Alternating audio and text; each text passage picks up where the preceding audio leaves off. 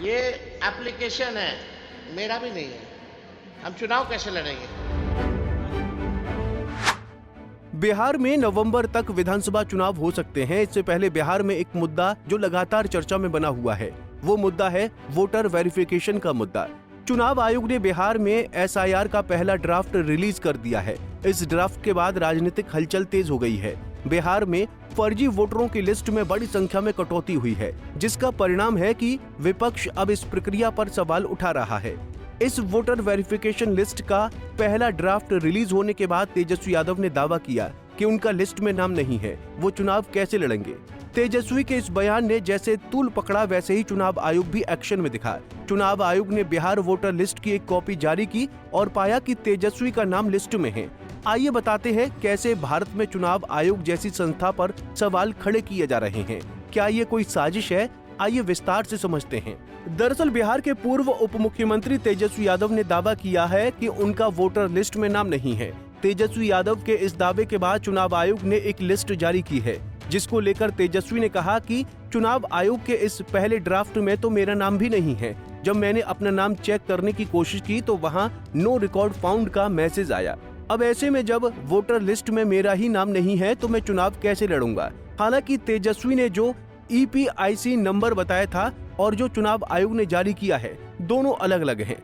ऐसे में तेजस्वी के नंबर पर सवाल उठ रहा है कि आखिर तेजस्वी ने गलत नंबर क्यों दिखाया। क्या तेजस्वी गलत नंबर दिखाकर लोगों को गुमराह कर रहे हैं या चुनाव आयोग की विश्वसनीयता पर सवाल खड़े करना चाहते हैं?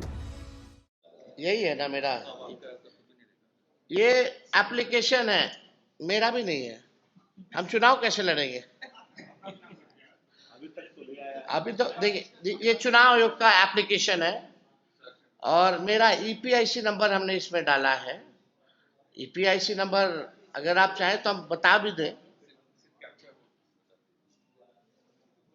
RAB29162120।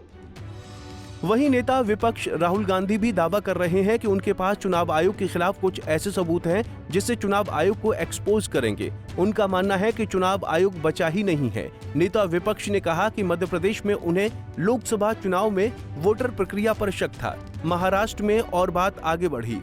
उन्होंने कहा कि चुनाव आयोग बीजेपी के लिए वोट चुरा रहा है। उनका दावा है कि उनके पास ऐसे सबूत हैं जिससे एटम बम फटेगा और चुनाव आयोग गायब हो जाएगा। पूरे देश को पता लग जाएगा कि इलेक्शन कमीशन वोटर चोरी करा रहा है। किसके लिए करा रहा है? किसके लिए करा रहा है? बीजेपी के लिए करा रहा है। ओपन एंड शट है, नो क्वेश्चन। हमें मध्य प्रदेश में सस्पिशन था, लोकसभा में सस्पिशन था, महाराष्ट्र में वो थोड़ा आगे गया, स्टेट लेवल पे हमें लगा कि यहां पे चोरी हुई है।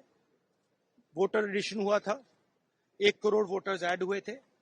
फिर हम थोड़ा डिटेल में गए, हमने कहा देखो अब इलेक्शन कमीशन तो मदद नहीं कर रहा है, तो थोड़ी ग्रैन्युलैरिटी में जाना है, गहराई में जाना है। तो हमने अपना ही इन्वेस्टिगेशन करवाया, उसमें 6 महीने लगे और जो हमें मिला है वो एटम बॉम्ब है। मतलब एटम बॉम्ब है, फटेगा तो आप इलेक्शन कमीशन आपको दिखेगा नहीं हिंदुस्तान में।